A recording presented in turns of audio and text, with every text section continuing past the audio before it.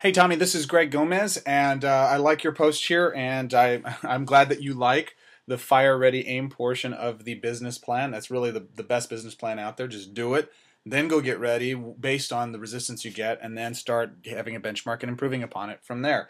Now I'm just going to read. Tommy says the thing that puts me to a stop is where do I start? I'm assuming is what he meant to say there. Better yet, what should I know before I get started? What's the minimum I should know about my products and services before firing away? My fear is telling the people the wrong thing and not knowing the answer to their question. P.S.S. I love that you put it out there the way it needs to be, Greg. It's a kick in the nuts, but it needs better there than the teeth, anyways. It depends on who you ask. I don't know. So that my last video just got done processing, and long story short is, well, we're just going to continue on with this, and we'll go from there. Hang on a second. All right, little glitch there. All right, back to this. So, Tommy, P.S.S. I love that you put it out there that way, the way it needs to be, Greg. It's a kick in the nuts, but it needs to, but it's needed. Better there than in the teeth, anyways. Okay, me personally, I don't think I take it. I prefer to the teeth than anywhere else. But hey, that's me personally. All right, anyways, let's get back to your question here. This is another good one, but again, too long for me to type it out. It's faster for me to speak it. And just in case you haven't noticed, I talk super fast. That's the reason I record these things. I think there's some settings within QuickTime, too, that you can slow down the recording if you want to or something like that. But at any rate. Okay, so fire ready aim. What is the principle behind fire ready aim? Fire is really just do it. Don't overthink it. Don't try to learn too much. Don't spend all your time wasting getting ready to get ready to do it. Just do it. Because what's going to happen is you're going to falter. You're going to fail, but you're going to have a benchmark based on that failure. In other words, you're going to do, and in doing and engaging, you're going to create a result. You're going to get something coming back to you in a response. See, the internet, the problem with the internet, in my opinion, I'm going to get on my high horse here about why that there interweb is so bad for salesmanship, is that it offers no real response, no real-time response, I should say.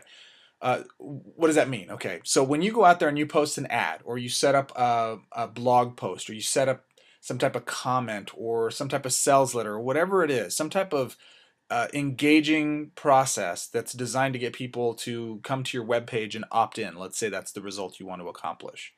Well, you can send out emails, you can send out all this other stuff, and all you have is, did it work or did it not work?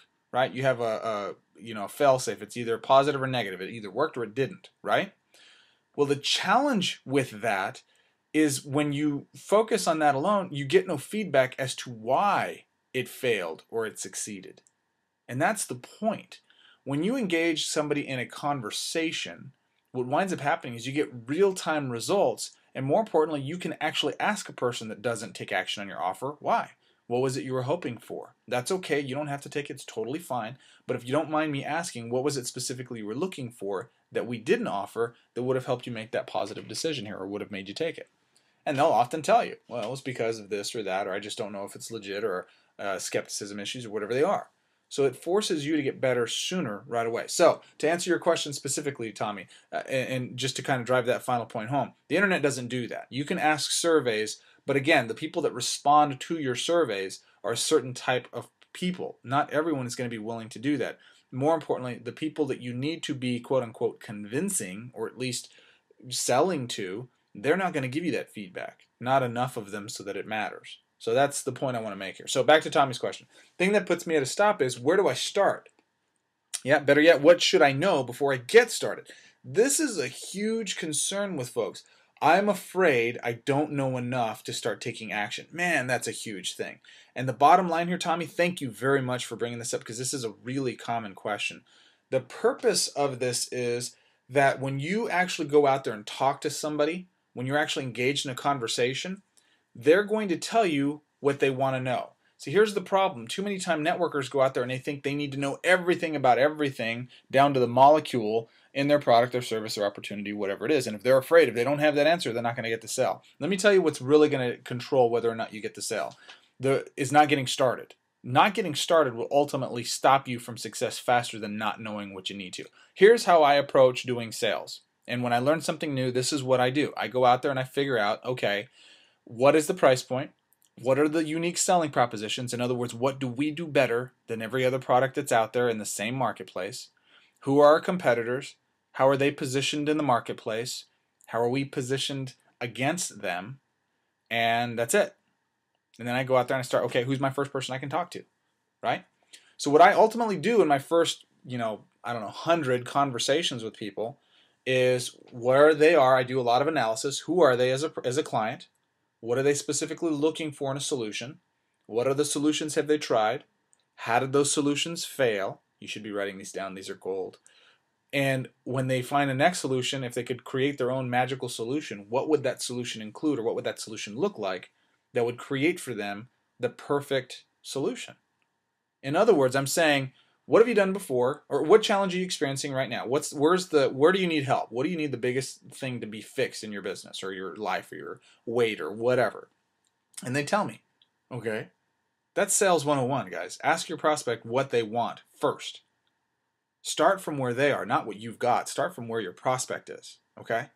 Then your prospect says, well, this is the challenge. Okay, cool. What else have you done to fix that? See, most folks say, oh, that's your challenge. Oh boy, have I got the solution for you. I'm ready to fix this. I've got this thing and this thing and this thing, and it's magical and it's going to fix blah, blah, blah, blah. No, that's stupid. The next thing you do is you say, okay, great. This is where your challenge is. What have you tried to fix that? What have you already done to try to fix that? And then they come back and they'll tell you, well, we tried this product, we tried this program, we did coaching with that person, we joined this business opportunity, we tried these weight loss products, we tried those services, whatever. They're going to laundry list for you everything else that they've done, and or if they've done nothing at all. Cool. Then that means you need to educate them probably a little bit more than somebody who's gone with other programs. I like when they've tried other programs. Why? Because I can always set myself apart. Now here's the critical question. How did those items fail? What about them did you not like?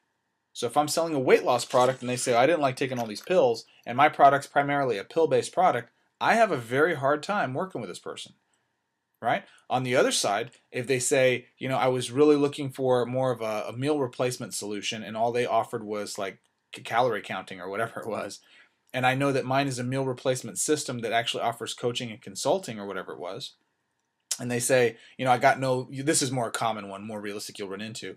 I didn't get enough support. I just got my products on a monthly basis. I sometimes took them, sometimes I didn't. I didn't feel engaged, whatever. And as a result of that, it was hard for me to stay doing it by myself. And I repeat to them. So in your case, if you'd have had more support, you feel like you could have been more successful with what you were doing then? Is that right? Yeah, I would have.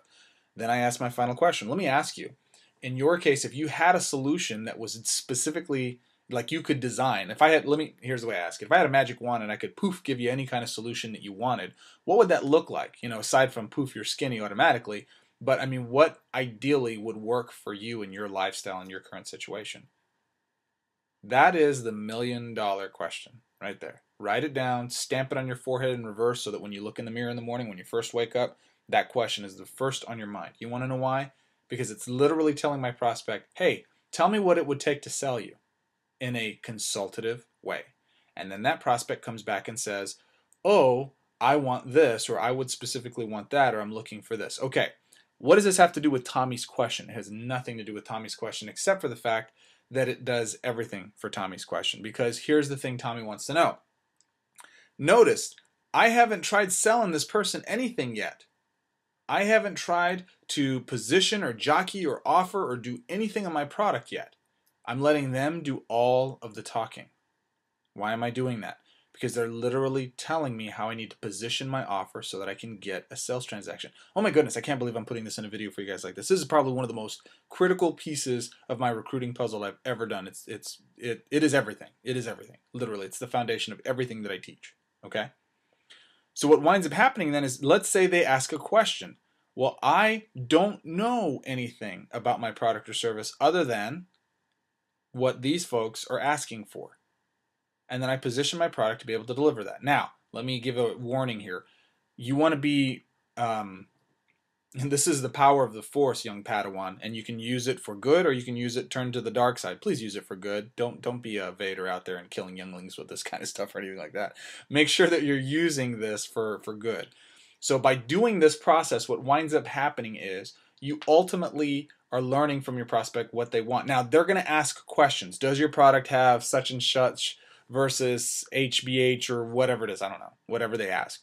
Now, the critical answer to that question, Tommy, is That's a great question. I'm not 100% sure on that. I think I know the answer, but I want to be 100% before I answer that for you. More importantly, I'm going to go get that answer. I'm going to come back to you here when we're done. But before I do, why is that important to you?